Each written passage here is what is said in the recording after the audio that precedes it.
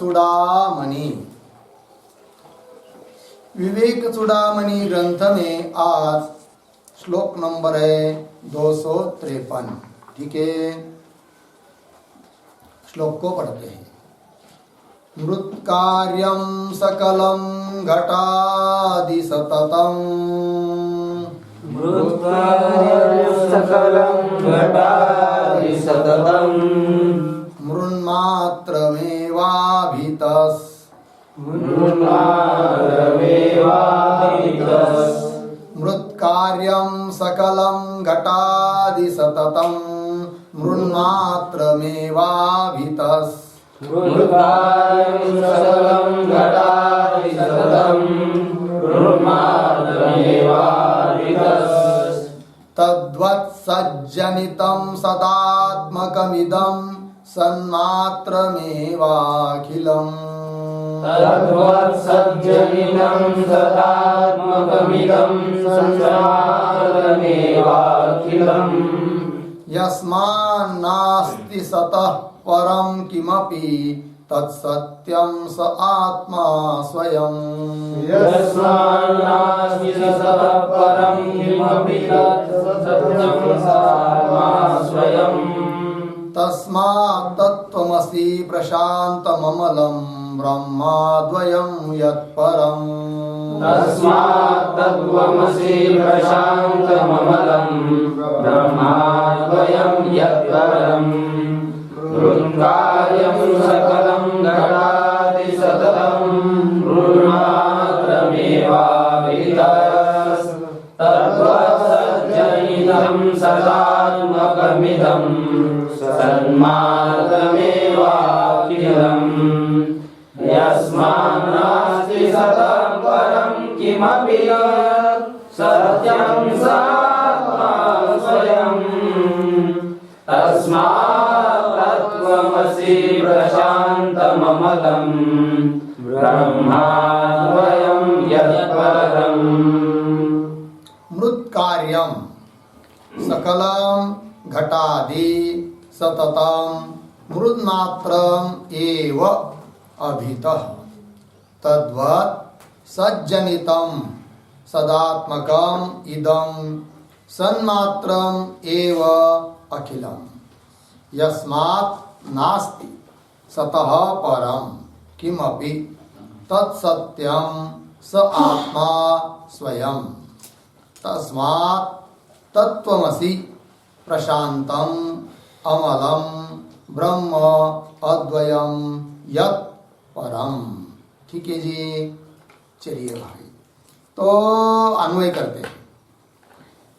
तो घटादि सकलम मृत्कार्यम,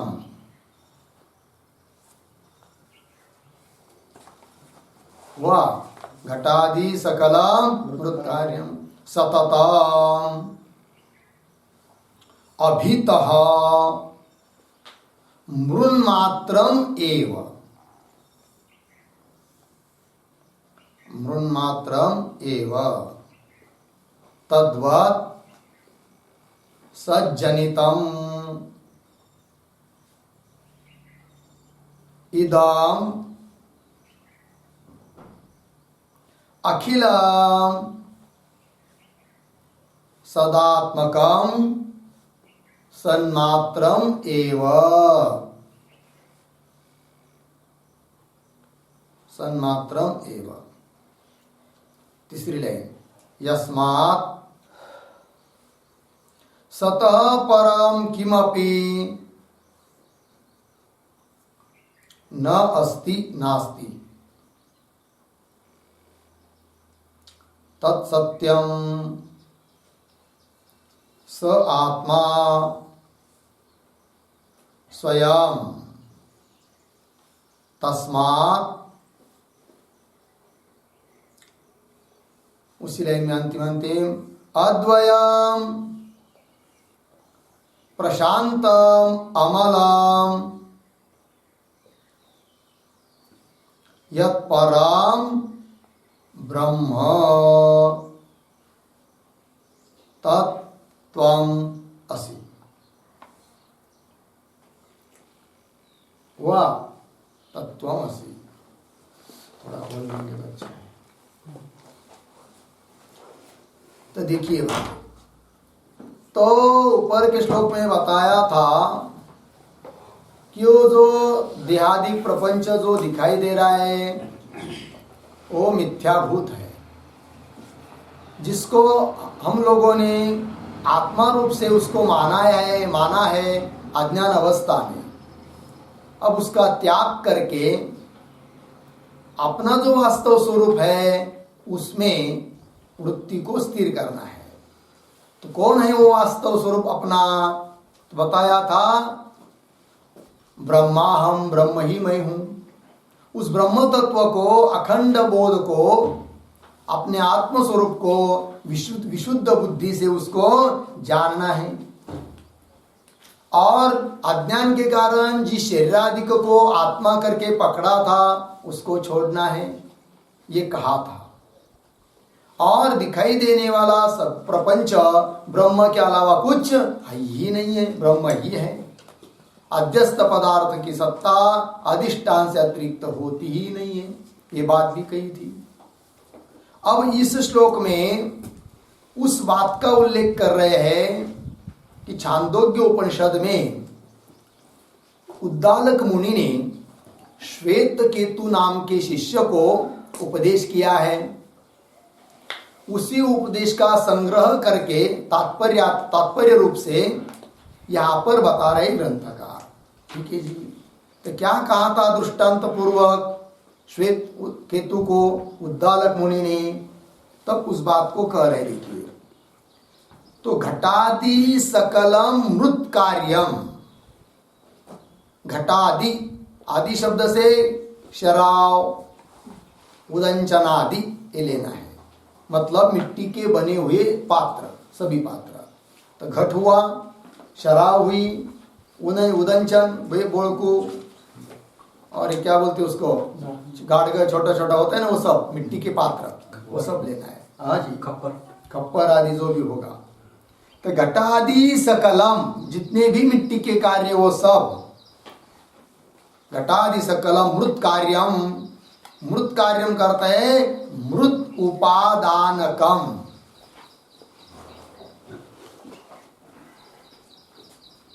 मृत उपादानकम, मृत अर्थात मिट्टी, वह है उपादान कारण जिसको, उसको कहेंगे मृत उपादानकम। वो सब सतताम अभितः मृन मात्रम एवं दृष्टांत है। ठीक है जी। जितने भी मिट्टी के कार्य हैं,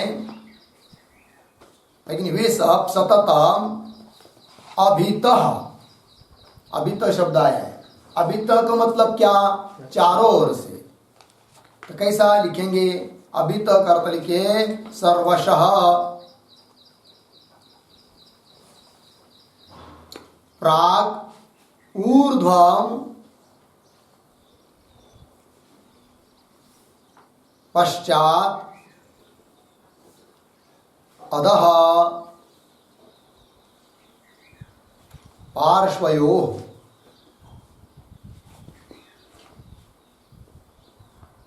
ये वो अभितः करता, चारों ओर से, मतलब के सर्वशः, प्राग नीचे से, ऊपर से, ऊर्ध्वम, पश्चात पीछे से, अधः नीचे से, पार्श्वयो इधर उधर से, सभी ओर से देखेंगे घट को तो क्या मिलेगी? मिट्टी ही है।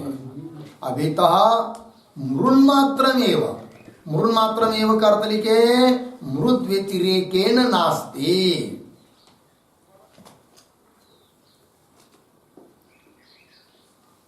मृद व्यतिरेकेन नास्ति, मृत को छोड़कर, मिट्टी को छोड़कर है ही नहीं। जितने भी मिट्टी के कार्य है वो मिट्टी को छोड़कर रह नहीं सकते।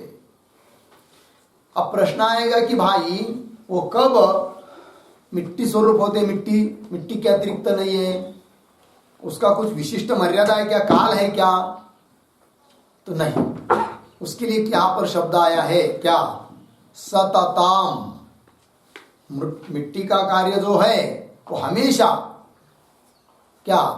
मिट्टी रूप ही है, मिट्टी को छोड़कर है नहीं। सततम, सततम मतलब क्या, लिखिए उसके ऊपर एक वाक्य,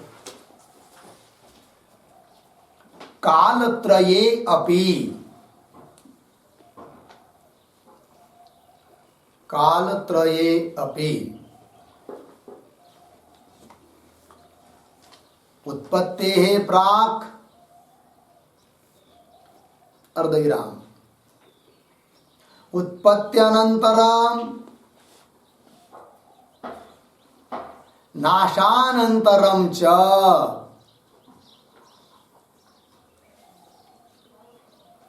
नाशानन्तरं च। ठीक, देखिए सततम करता है कालत्रय के, तीनों काल में भी, अर्थात घट आदि उत्पन्न होने के पहले मिट्टी ही है, उत्पत्त्यनंतरम घट उत्पन्न हो गया तब भी वो क्या है, मिट्टी ही है, और घट नष्ट हो गया तो नाशानंतरम, नाश होने के बाद भी क्या है जी, मिट्टी है। मिट्टी के अलावा, मिट्टी के व्यतिरिक्त और कुछ है नहीं, बस मिट्टी ही है।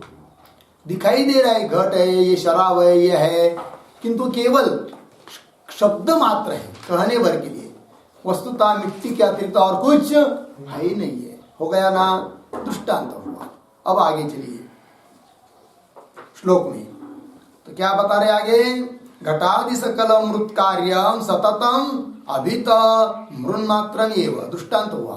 अब सिद्धांत, तद्वत् सज्जनितम, जैसे मिट्टी से उत्पन्न हुए शरावादि, घट शरावादि, उस प्रकार सज्जनितम, सत कौन, परमात्मा, उससे उत्पन्न ये सब दुनिया जगत प्रपंच ब्रह्म के सत से अतिरिक्त हो नहीं सकता, वही लिखा सज्जनितम।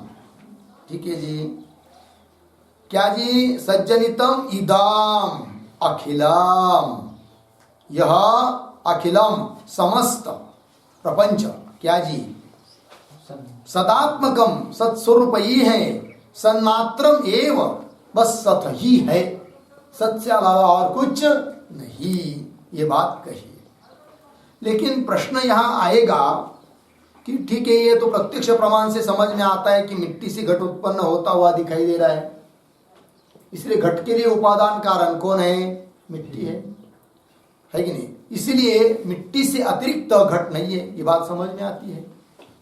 किंतु इस दुनिया सब प्रपंच यह भी सत से उत्पन्न हुआ है, इसीलिए सत्स्वरूप ब्रह्म से अतिरिक्त नहीं, ये आप कह रहे हो। किंतु ये प्रपंच सत से उत्पन्न हुआ है, ब्रह्म से उत्पन्न हुआ है, अर्थात इस प्रपंच को उपादान कारण ब्रह्म है, यह हम कैसा समझेंगे।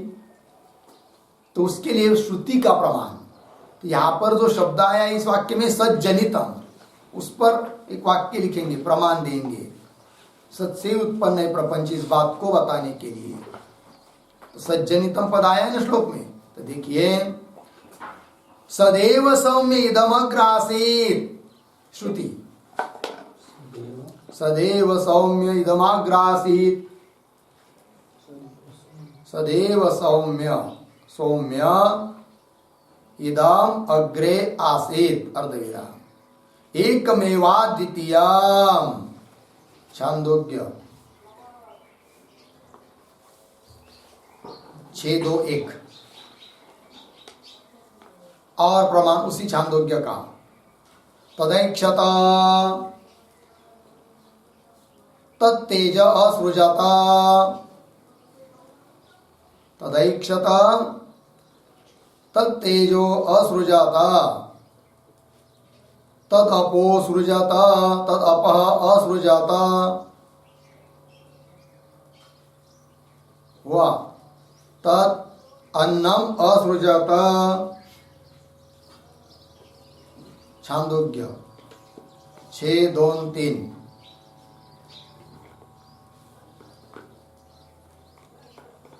और एक प्रमाण छांदोग्य का, क्योंकि छांदोग्य की बात को ही यहां पर उठाया है। और एक प्रमाण लिखा दे रहे हैं, सन्मूलाः सौम्येमाः, सन्मूलाः सौम्य इमाः सर्वाः प्रजाः,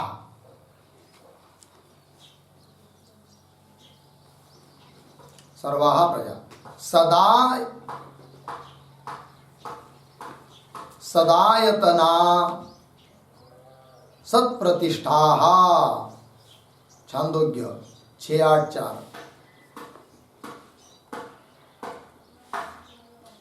आगे इत्यंतम श्रुत्या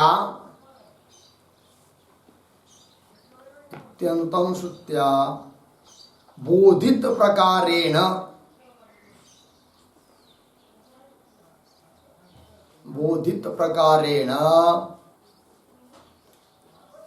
सज्जनितम् इदम अखिलम।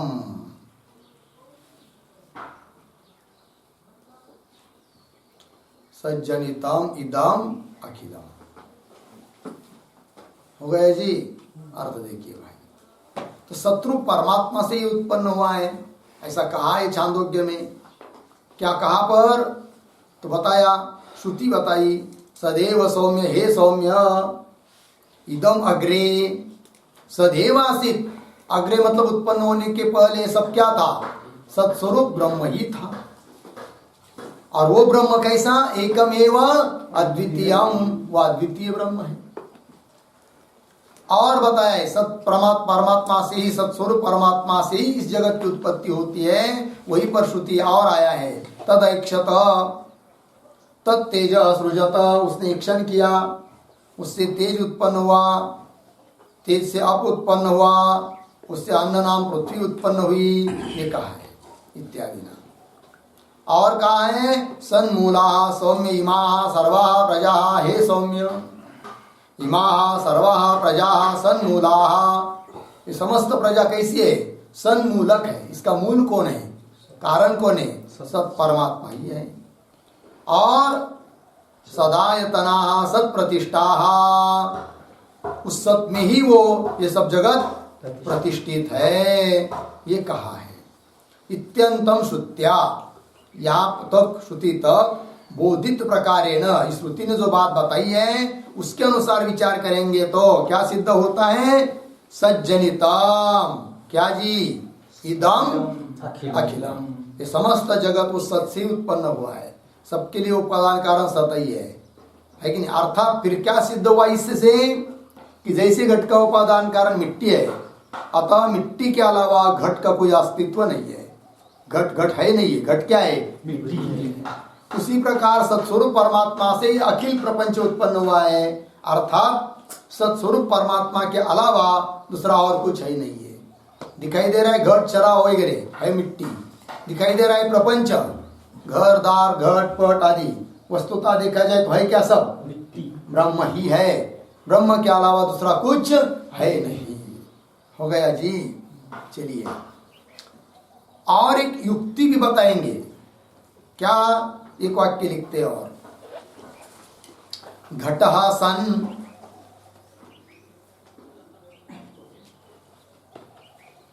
पटः सन्, घटः सन् पटः सन् इति सामानाधिकरण्य विषयक, सामानाधिकरण्य विषयक प्रतीत्या च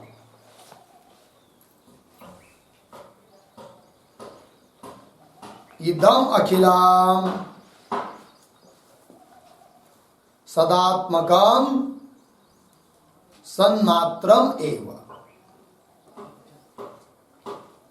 इदम अखिलम सदात्मकम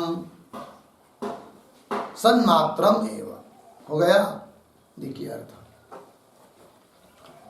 क्या युक्ति है?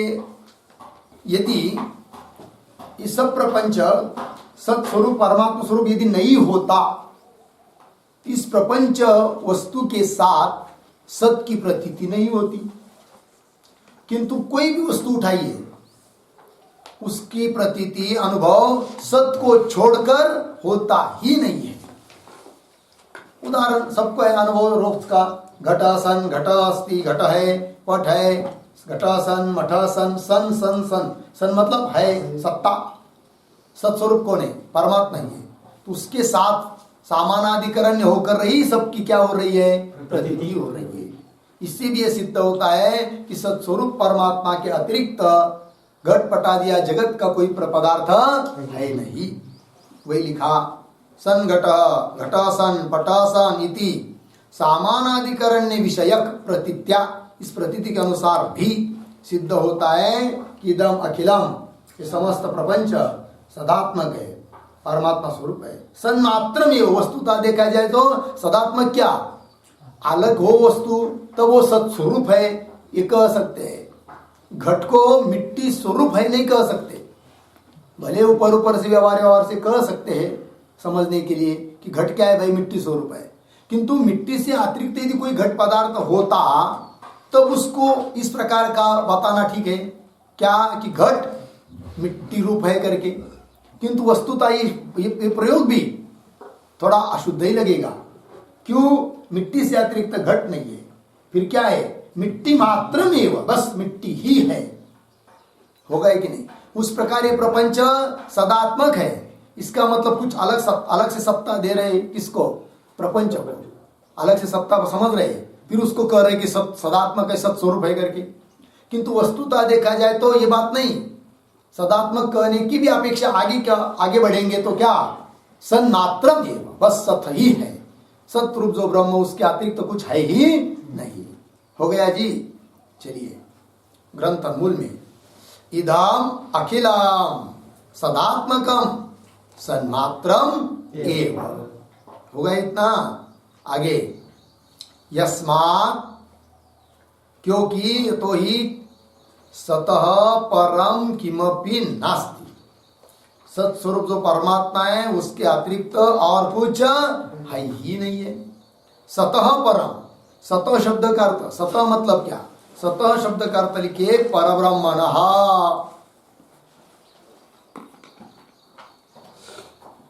सतः मतलब परब्रह्मण, और उसके आगे शब्द आया है परम। परम का अर्थ लीजिए यहां पर भिन्नम।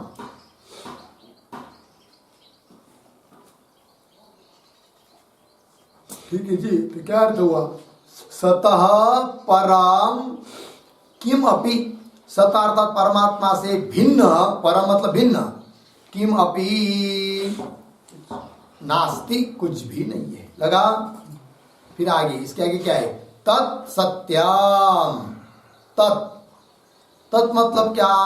तत् का अर्थ लिखिए सर्वोपादान भूतम।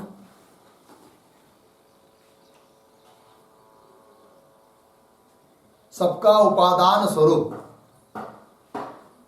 तत् मतलब सर्वोपादान भूतम। सत्यम वही सत्य है। सत्य मतलब कालत्रयावाध्यम, सत्यम का अर्थ है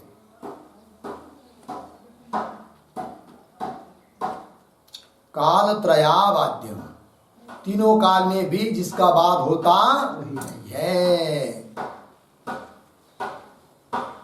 तो बोलेगा सतः परम किमपि नास्ति, हुआ कि नहीं? तत्सत्यम वही सत्य है। और वो सत्य कौन है? फिर कोई अतिरिक्त तो कोई पदार्थ होगा फिर। तो बोल रहे नहीं, स आत्मा वही आत्मा है। कौन? सतः परम, सत से भिन्न कोई है नहीं ना, सत ही है। और वही क्या है जी? आत्मा है। आत्मा मतलब क्या? उद्धारक मुनि कह रहे श्वेत केतु को स आत्मा, इसका तात्पर्य है तव मुख्यम स्वरूपम। वह आत्मा है मतलब वही तुम्हारा मुख्य स्वरूप है। ये बात हुई। तव मुख्यम स्वरूपम, ये तुम्हारा वही मुख्य स्वरूप है। स आत्मा स्वयं। और वो कैसा है आत्मा? स्वयं। स्वयं का अर्थ है सत्ता स्फूर्त्यो हो पर निरपेक्षम। सत्ता स्फूर्त्यो हो पर निरपेक्षम, अर्थात उसकी सत्ता और स्फूर्ति में और किसी की अपेक्षा उसको नहीं है।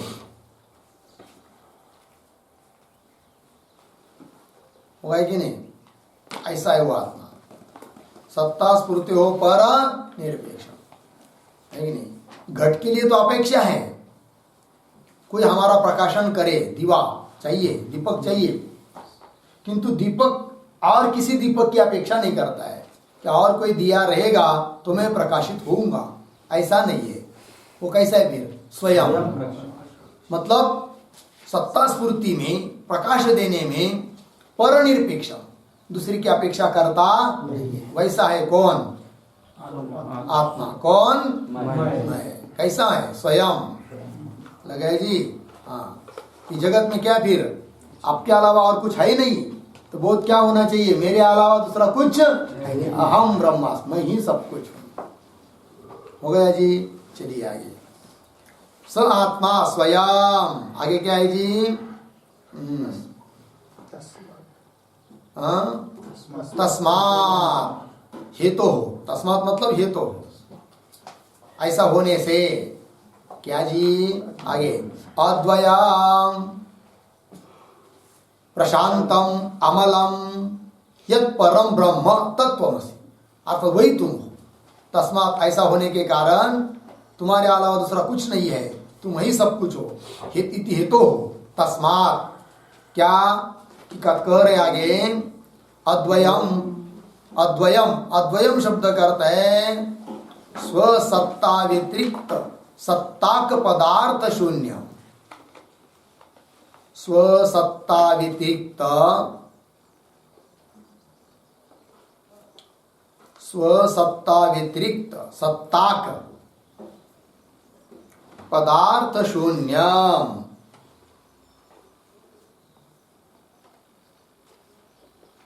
हो गया जी? स्वसत्ता, अपनी जो सत्ता है आत्मा की, परमात्मा की जो सत्ता है, उससे व्यतिरिक्त सत्ता, सत्ता वाला, उसकी उसको छोड़कर और सत्ता वाला कोई पदार्थ है नहीं। अद्वयम। और कहा है आगे? प्रशांतम। प्रशांतम शब्द करता है प्रकर्षेण शांतम, अर्थात निर्विकारम। प्रकर्षेण शांतम अर्थात निर्विकारम। अमलम, आगे पद आया है अमलम। अमलम शब्द का अर्थ लिखे अज्ञानादि अस्पृष्टम। अमल मतलब मल रहितम, अर्थात अज्ञानादि अस्पृष्टम।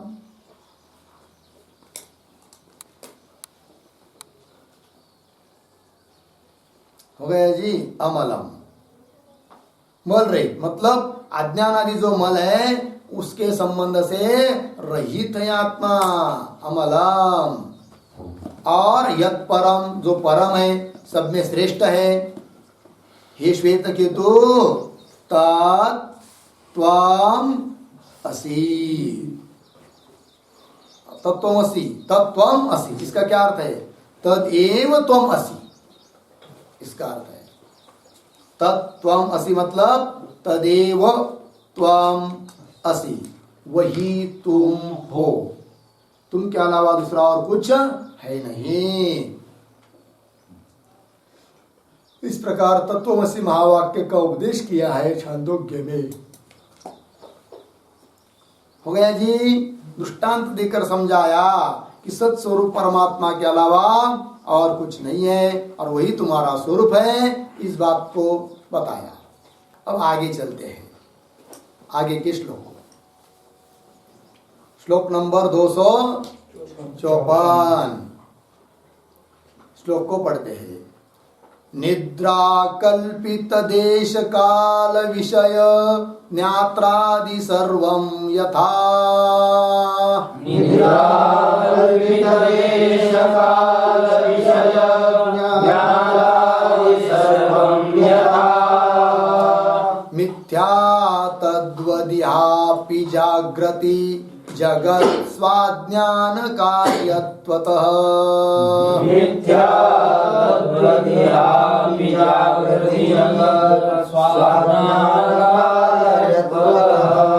यस्मादेवमिदं शरीरकरण प्राणाहमाद्यप्यसत्। यस्मादेवमिदं शरीरकरण प्राणाहमाद्यप्यसत्।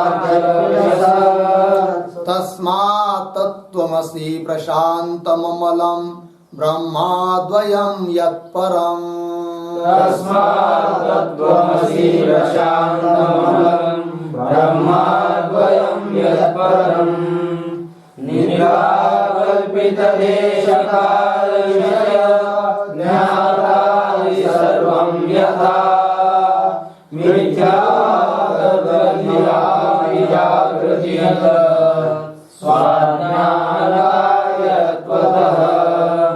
यस्मादेवमिदं शरीरकरणं प्राणामाद्यभ्यसत् तस्मात् तत्त्वमसि प्रशान्तममलं ब्रह्माद्वयं यत्परम्। देखिए भाई, निद्रा कल्पित देश काल विषय ज्ञात्रादि सर्वं यथा मिथ्या तद्वत् इह अपि जाग्रते जगत् स्वाज्ञान कार्यत्वतः यस्मात् एवं इदं शरीर करण प्राणाहम क्या है ये प्राणाहम आद्य अपि असत् तस्मात् तत्त्वम् असि प्रशान्तम् अमलं ब्रह्म अद्वयं यत्परम। वा अन्वय लिखिए, यथा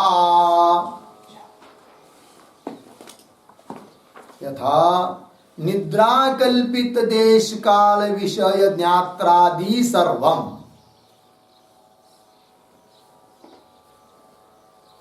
मिथ्या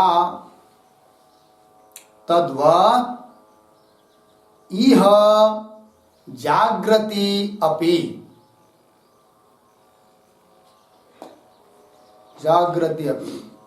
स्वाज्ञान कार्यत्वतः जगत नीचे यस्मात् इदं शरीर करण प्राणाहम आदि अपि एवं असत। उसी लाइन में शुरू में एवं असत नीचे तस्मात् प्रशांतम अमलम अद्वयं यत् परम ब्रह्म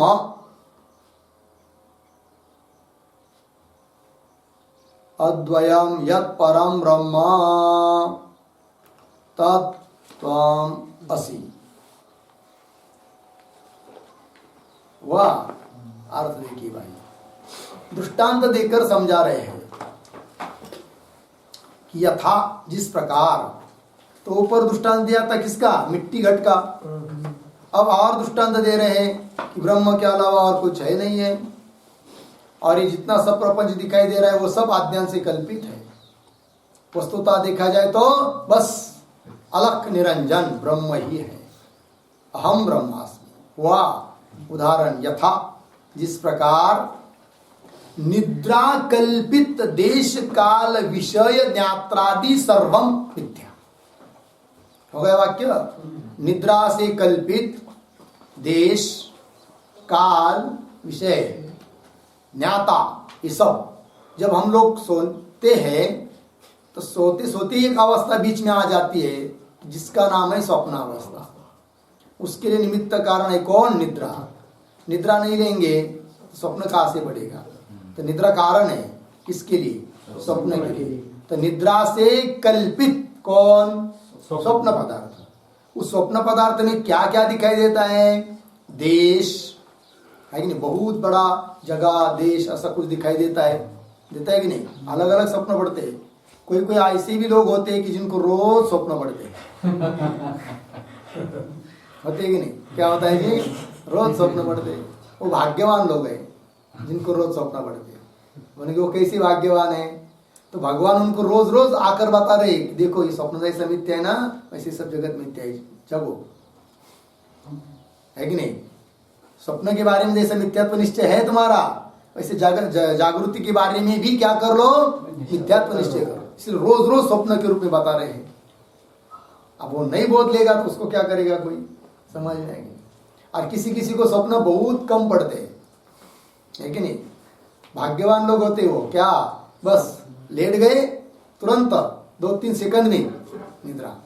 कभी कभी फोन चल रहा है, लेटे हुए है, फोन चल रहा है, फोन पर बोलते बोलते ही निद्रा लग जाती है।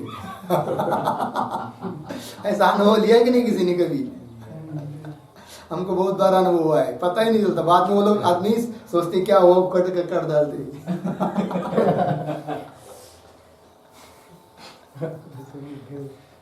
समझ में आया जी। चलो भाई, निद्रा कल्पित कौन, देश काल और विषय, सब नदी पहाड़ धरती घोड़ा जो भी कुछ दिखाई दे रहा है स्वप्न में, और उसको जानने वाला, स्वप्न में देखने वाला भी तो कोई होता है कि नहीं। ये घोड़ा है, हाथी है करके, वो भी सब क्या वहां पर कल्पित ही सब है कि नहीं। तो विषय ज्ञात्रादि सर्वम मिथ्या, मिथ्या है, क्योंकि उसका क्या होता है, बाद होता है। श्रुति भी कहती है स्वप्न मिथ्या है करके, और स्वप्न की तरह जागृति मिथ्या है। उसके लिए श्रुति आती है, पता है बृहदारण्यक उपनिषद में, न तत्र रथा न रथ योगा न पंथा न भवन्ति, न तत्र रथा न रथ योगा न पंथा न भवन्ति। अर्धविराम। अथ रथान रथ योगान पथः सृजते।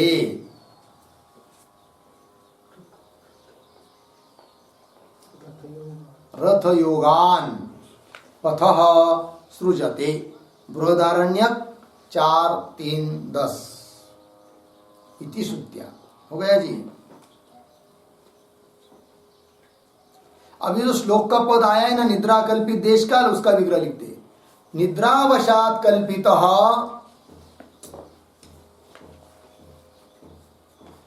निद्रावशात कल्पितः देशश्च कालश्च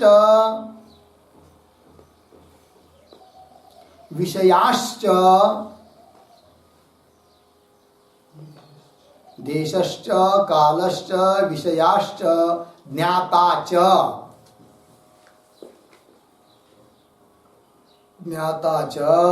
देश काल विषय ज्ञातारः। देश काल विषय ज्ञातारः ते आदयः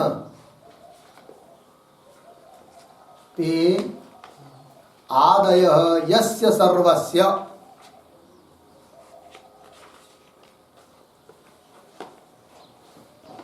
बराबर स्वप्ने भासमान वस्तु जातस्य।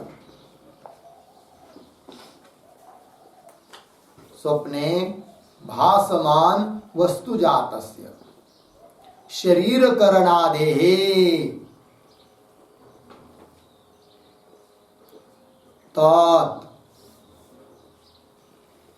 तत् क्या, फिर वही मूल का शब्द निद्रा कल्पित देश काल विषय ज्ञात्रादि।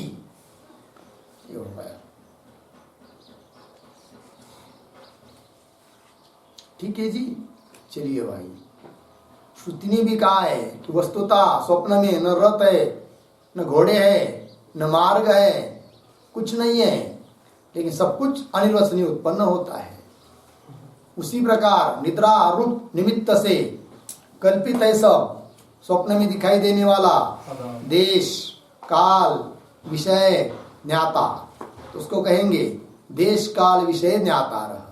और वे है आदि में जिन स्वप्न पदार्थों के, वे सब के सब क्या हो गए, फिर स्वप्न में भाषित होने वाले पदार्थ शरीर करणादि, वे सब उसको क्या कहेंगे, निद्रा कल्पित देश काल विषय ज्ञात्रादि सर्वम मिथ्या, वो सब मिथ्या है।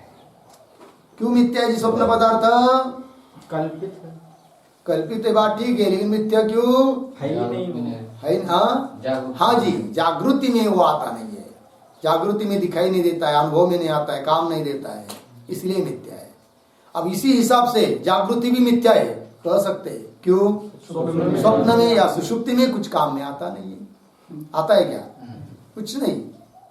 स्वप्न में चले जाएंगे, वाघ ने पकड़ लिया, तो आपके घर में बंदूक रखी हुई तो भी वो बंदूक काम में नहीं आएगी। और आपके पास आसपास बोर कुत्ते पाले हुए, वो कोई भी नहीं भूखेगा वहां पर कि बाघ आ रहा है भूखो भूखो करके।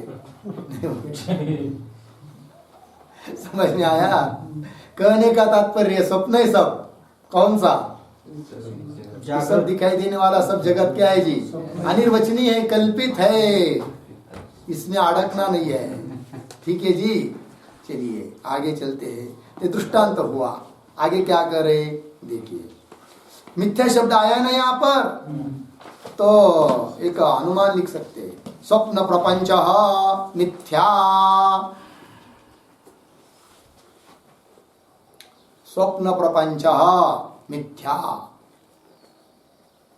प्रबोधे अप्रतीयमानत्वात्, प्रबोधे अप्रतीयमानत्वात्,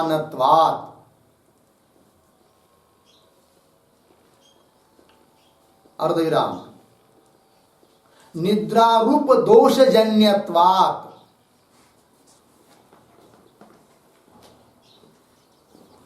निद्रारूप दोषजन्यत्वात्, अर्धविराम, दृष्ट नष्ट स्वरूपत्वात्, दृष्ट नष्ट स्वरूपत्वात्। ठीक, देखिए भाई अनुमान हुआ। पक्ष कौन है जी? स्वप्न प्रपंच, ये क्या है? पक्ष है। उसमें क्या सिद्ध करना है? मिथ्यात्व है कि नहीं? साध्य हुआ मिथ्यात्व। हेतु दिया प्रबोधे अप्रतीयमानत्वात्। प्रबोधे, प्रबोधे शब्द का अर्थ जागृत अवस्थायाम, जागृत अवस्था में प्रबोधे शब्द का अर्थ प्रबोधे अप्रतीयमानत्वात्, जागृति में प्रतीति होती नहीं है। किसकी? स्वप्न पदार्थ की, इसलिए स्वप्न पदार्थ मिथ्या। एक हेतु दिया। और दूसरा हेतु दिया निद्रारूप दोषजन्यत्वात्, स्वप्न पदार्थ मिथ्या है। क्यों? हेतु क्या? निद्रारूप दोष से जन्य है, इसलिए। और एक हेतु दिया, कौन सा? दृष्ट नष्ट स्वरूपत्वात्, देखते देखते नष्ट हो जाते, इसलिए मिथ्या है। उसी प्रकार अनुमान आप समझ सकते हैं क्या? जागृत प्रपंच मिथ्या, ये सब हेतु क्या जी? स्वप्नावस्थायाम अप्रतीयमानत्वात्, स्वप्नावस्था में जागृत की प्रतीति होती नहीं है, जागृत के प्रपंच की होती है क्या? नहीं। और वहां पर निद्रारूप दोषजन्यत्वात् है ना, तो फिर क्या करेंगे? मायारूप दोषजन्यत्वात्, मायारूप दोष से जन्य है सब ये प्रपंच, है कि नहीं? और दुष्ट नष्ट स्वरूपात, ये वैसा कि वैसा हेतु रह जाएगा। तो तीन हेतु इधर भी हो जाएंगे जागृत को मिथ्या करने के लिए। जागृत प्रपंच मिथ्या है कि नहीं? स्वप्ने अप्रतीयमानत्वात् किंवा निद्रा काले अप्रतीयमानत्वात्,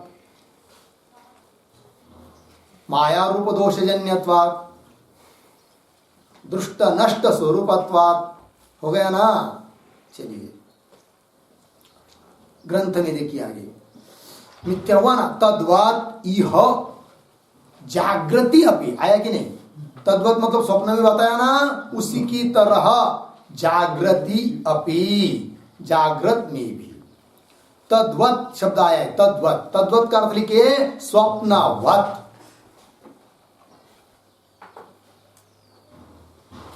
स्वप्नवत। और क्या लिखा है? यह अपि, यह अपि का अर्थ क्या? जागृति अपि जगत मिथ्या, यह अर्थ है। जागृति अपि जगत मिथ्या, जागृत काल में भी ये जगत कैसा है? मिथ्या है। ये पक्का निर्णय जब हो गया ना, बस बुद्धि में इतना ठुस ठुस हो गया ना, पक्का बस काम हो गया, मोक्ष के लिए कहीं और जाने की जरूरत नहीं है कि नहीं? मोक्ष तो स्वयं सिद्ध है जी। मोक्ष क्या है? मोक्ष कोई पाने की वस्तु थोड़ी है, वो तो सिद्ध है, प्राप्त है कि नहीं? केवल क्या हुआ है, ये जगत विषयक जो सत्यत्व बुद्धि है ना, वो उसका भान नहीं होने दे रही है। और जगत के बारे में मिथ्यात्व निश्चय हो गया है कि नहीं, तब क्या है जी? ब्रह्म तो ऑलरेडी है ही है। ठीक है, चलिए आगे। तो वही लिखा है यहां पर, तद्वत इह जागृति अपि जगत, है कि नहीं? जागृति अपि जगत मतलब क्या जगत? ये जगत मिथ्या है। हेतु दे रहे उसके लिए श्लोक में, स्वाज्ञान कार्यत्वतः, है कि नहीं? अपना स्व मतलब अपना स्वरूप, उसके आज्ञान का ही कार्य है। कौन? जगत। जैसे निद्रा का कार्य स्वप्न, वैसे आज्ञान का कार्य जगत, इसलिए जगत मिथ्या है। तो स्वाज्ञान कार्यत्वतः, इस पर लिखते एक वाक्य, स्वस्य आज्ञानम स्वाज्ञानम,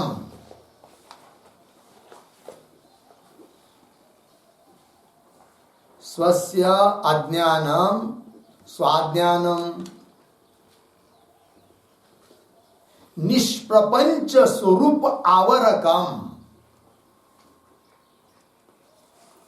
निष्प्रपंच स्वरूप आवरकम मूलाज्ञानम, मूलाज्ञानम तत्कार्यत्वात्, तत्कार्यत्वात्। ठीक है, देखिए भाई, स्वस्याज्ञानम स्वाज्ञानम, स्वयं अपना ही जो अज्ञान है, अपने स्वरूप का अपने को ज्ञान का है क्या? ज्ञान नहीं है। यदि ज्ञान रहेगा, जिस दिन हो जाएगा ज्ञान पक्का दृढ़, अहम ब्रह्मास्मि, तो उसी दिन क्या है? बस मुक्ति है, आनंद ही आनंद है, दुख का लेश ही नहीं है। फिर स्वस्याज्ञानम स्वाज्ञानम, कैसा हुआ ज्ञान? निष्प्रपंच स्वरूप आवरकम, निष्प्रपंच स्वरूप जो आत्मा का है, उसका आवरक जो मूल अज्ञान, वही हुआ स्वाज्ञान। तत्कार्यत्वात्, उसका कार्य ये सब जगत हुआ कि नहीं? देखिए आगे, स्वाज्ञान कार्यत्वतः, मिला ना? आगे क्या है? हाँ, स्वाज्ञान कार्यत्वतः क्या है? हुआ आगे, यस्मात् इदम शरीर करण प्राण अहमादि अपि असत, यस्मात् जिस कारण से कि इदम यह कौन? शरीर, करण मतलब इंद्रियादिक, प्राण, अहम अहम मतलब अहंकार, आदि अपि असत, ये सब क्या है जी? असत। असत मतलब क्या? असत शब्द का अर्थ लिखिए, बाध्यम मिथ्या भूतम। असत मतलब शेषशृंग की तरह नहीं, वंद्यपुत्र की तरह नहीं। असत का अर्थ लिखिए बाध्यम मिथ्याभूतम, बाध्य है, बाध होने योग्य है, मिथ्याभूत है। कौन कौन? शरीर, करण, प्राण, अहम आदि, आदि शब्द से यावत प्रपंच आ जाएगा। हो गया ना जी? अर्थात श्री गुरु कहना चाह रहे शिष्य को कि भाई, ज्ञान होने के पहले पूर्व में आत्मा रूप से तुम जिसको समझ रहे थे, शरीर में हूं, इंद्रिय में हूं, प्राण में हूं, वो सब जगत के अंतर्गत ही है। और ये सब जगत ही यदि अविद्या का कार्य होने से मिथ्या है, तो उसके अंतर्गत होने से शरीर, इंद्रिय, प्राण, अहंकार, ये भी सब क्या है जी? मिथ्या ही है। ये बात हो गई। हुआ, आगे चलिए। असत तस्मात्, इसलिए क्या जी? प्रशांतम अमलम अद्वयम यत् परम ब्रह्म तत्त्वम् अस्ति। उपदेश कर रहे शिष्य को, लेकिन तस्मात् इसलिए, शरीरादि तुम नहीं हो, तुम कौन हो? ब्रह्म हो। कैसा ब्रह्म? उस ब्रह्म की विशेषण प्रशांतम अमलम, इन शब्दों के अर्थ लिखे पीछे के श्लोक में। प्रशांत हो, अमल हो, मल रहित हो, अद्वय द्वैत रहित हो, ऐसा जो परम ब्रह्म है ना, तत्त्वम् असि, तदेव त्वम् असि, वही तुम, ब्रह्म ही तुमसे अतिरिक्त और कोई ब्रह्मा नहीं। हो गया? बस आगे का विचार